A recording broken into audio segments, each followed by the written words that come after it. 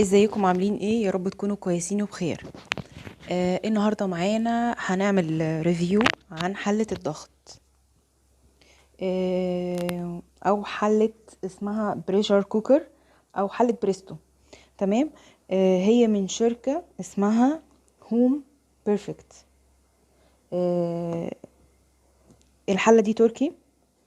نوع الستانلس بتاعها 304 هاي كواليتي، يعني جودة عالية، ستانلس ستيل، 12 لتر. تمام. يلا بينا نفتحها ونشوف مكوناتها ايه. الحلة دي احنا جبناها من موقع امازون. انا كنت بسأل عليها من فترة، كانت ب1500. على ما فكرت اجيبها كانت وصلت ل2000. هي موجودة على امازون. تمام، يلا بينا نفتحها. هنا ده شكلها.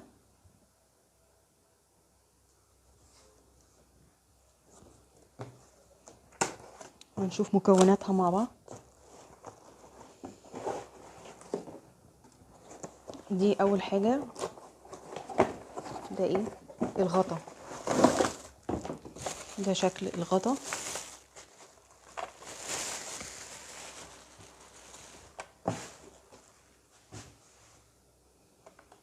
ده شكل الغطا اللي عنه. الحلة دي اسمها ماتيك 12 لتر. في منها مانوال وفي ماتيك. المانوال بيبقى ليها دراع كده، بنفتح ونقفل منه. الماتيك بتبقى فيها كليبسات، 4 كليبسات، وبندوس هنا علشان يفتحوا وكده يقفلوا. هنشوفها وبعد كده نتكلم عن الغطا، لان اهم حاجة في حلة الضغط هو الغطا. ايه تاني معانا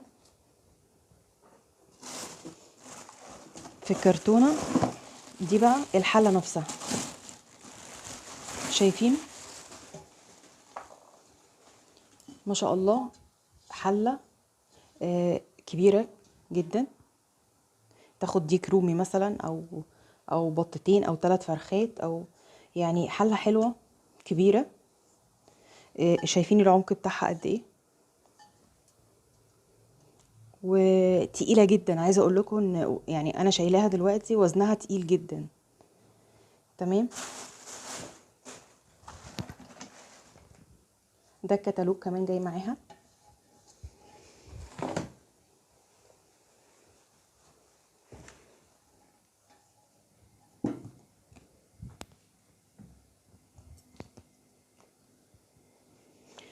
الكتالوج، هو طبعا الكتالوج بيبقى مكتوب فيه كل نوع أكلة بتاخد وقت قد ايه.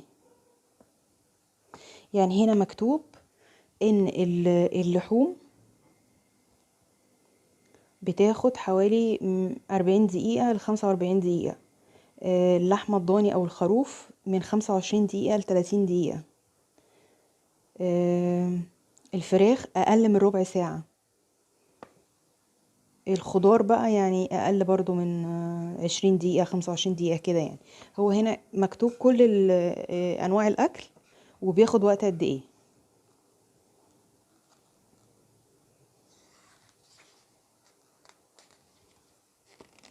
تمام. ده الكتالوج مكتوب باللغة العربي والانجليزي، وكاتبين ايه هي الحاجات اللي احنا لازم نتجنبها.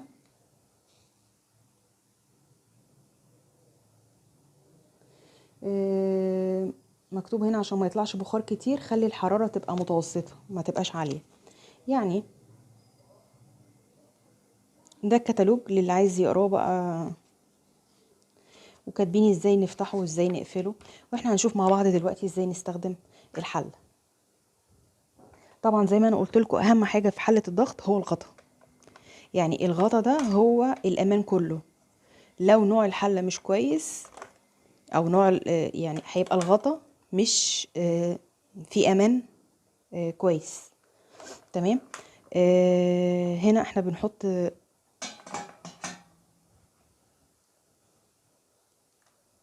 ثواني اظبطها لكم. ده الغطا. طيب هنقفله ازاي؟ بنتك على، شايفين الزرارين دول؟ هحط الغطا كده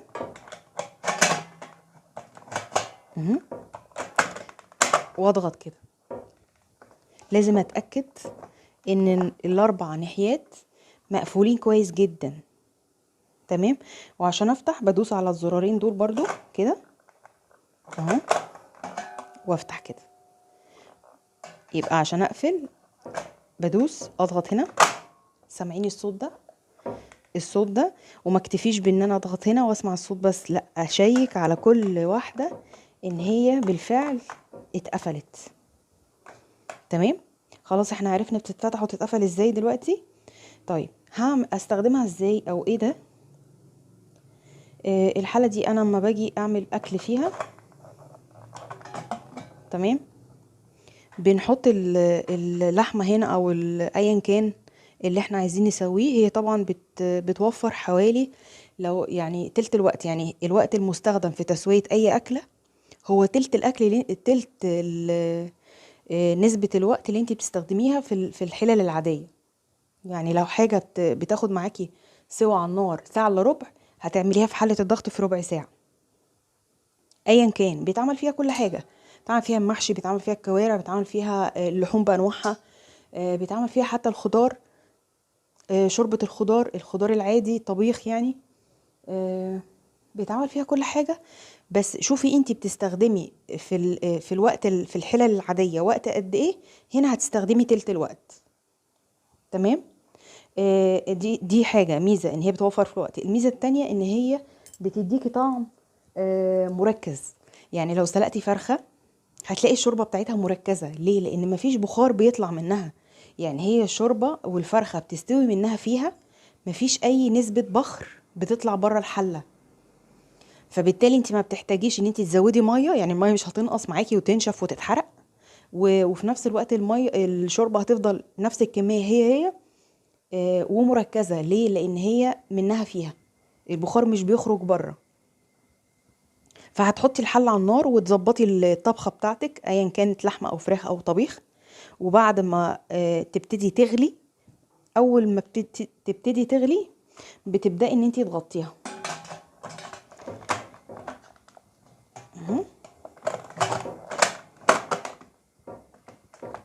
اهي. ببدا ان انا اغطيها بالشكل ده وابدا اخلي النار متوسطه. ما تشغليش على نار عاليه، انت مش محتاجه نار عاليه. تمام.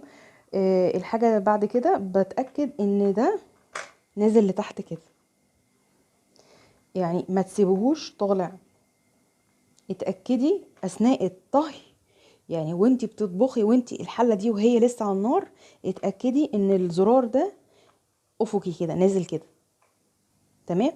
بعد ما يخلص الوقت، طب انا اعرف منين الاكل استوى؟ زي ما انا قلت لك تلت الوقت. يعني انتي شوفي لو انا حاجه بتاخد معايا ساعه الا ربع وانا هعملها في الحله دي، يبقى بعد ربع ساعه هطفي النار. اطفي النار وافتح الحله. لا، اوعي تيجي ناحيه الغطا بعد ما تطفي النار. امال هطلع الاكل ازاي؟ اول حاجه عندك لازم اول ما تطفي النار، الاكل خلاص انتي خلص الوقت اللي انتي محدده لنفسك، طفيتي النار. الخطوه اللي بعد كده لازم ارفع الزرار ده لفوق. طب ايه فايدته ده؟ ده هيخرج كل البخار اللي مكتوم جوه الحله. لان انتي لو فتحتي الغطا على طول ممكن تنفجر، تتلسعي، تتحرقي، يعني يحصل مشكله. فلازم نطلع البخار الاول، نفضي الحله من البخار اللي مكتوم جواها بالشكل ده، ان احنا نرفع الزرار ده لفوق. هيبتدي يطلع بخار جامد، يعني كل اللي جوه في الحله ده هيطلع مره واحده. سيبيه شويه خالص لحد ما البخار اللي جوه ده كله يخرج. وهعرف ازاي انه خرج؟ ان من هنا خلاص مش هطلع بخار تاني، تعرفي ان كده كل البخار اللي جوه خرج. تمام. خلاص احنا رفعنا ده وخرجنا البخار واتاكدنا ان الحله فاضيه من البخار. هبتدي بقى ان انا افتحها بالشكل ده. طيب انضفها ازاي؟ انا عندي هنا ده جوان بيتشال بيتفك كده اهو، وبيتغسل لوحده. ليه؟ لان احنا طبعا مطرح الفراخ وهي بتتسلق، مطرح اللحمه وهي بتتسلق دهون، فده بيتشال كده يتصبن كويس قوي ويتغسل. وهنا باجي كده خصصي فرشه، مثلا فرشه اسنان او اي فرشه ان انتي تغسلي بيها، بتدخليها جوه كده بالصابون علشان تغسلي كويس قوي كل الاجزاء دي. تمام. نشفيها كويس قوي قبل ما تشيليها. تمام. يبقى بعد ما غسلناها نتاكد ان احنا نشفناها كويس قوي، وبعد كده بتشيليها. انا لازم تنشفيها كويس لان ده ستانلس، لو سبتي ميه فيه وشلتيها بيه هتلاقيه اسود، تلاقي الحله اسودت. فتغسليها كويس قوي وتنشفيها كويس قوي. ان شاء الله في الحلقات الجايه هعمل لكم ريفيوهات اثناء ما انا بعمل الاكل فيها، يعني هنشوف كده اكله مع بعض ونسويها سوا مع بعض، ونشوف فعليا هي اخدت وقت مننا قد ايه، ونشوف بشكل عملي ازاي نعمل الاكل فيها وازاي ننضفها، وهتاخد معانا وقت فعليا قد ايه. اتمنى الفيديو بتاع النهارده يكون عجبكم ويكون فاتكم. لو حد بيفكر ان هو يشتري حله بتاعه بخار او حله ضغط، يعني انصحكم بالحله دي لان هي امان اكتر. انا طبعا قريت ريفيوهات كتير جدا عنها قبل ما اشتريها، وقررت ان انا يعني فضلت ان انا اجيب اللي هي الماتيك لان هي امان اكتر. وفكرت في ال 12 لتر لان انا لو جبت حله صغيره، طب انا لو هعمل مثلا اكله كبيره او عندك عزومه او حاجه، فبالتالي الحله دي مش هتفيدك الصغيره. فانا كده كده جبت الكبيره بحيث تنفع للاكل الكميات الصغيره والكميات الكبيره مع بعض. اشوفكم في فيديو جديد ان شاء الله، ومع السلامه. مع السلامه.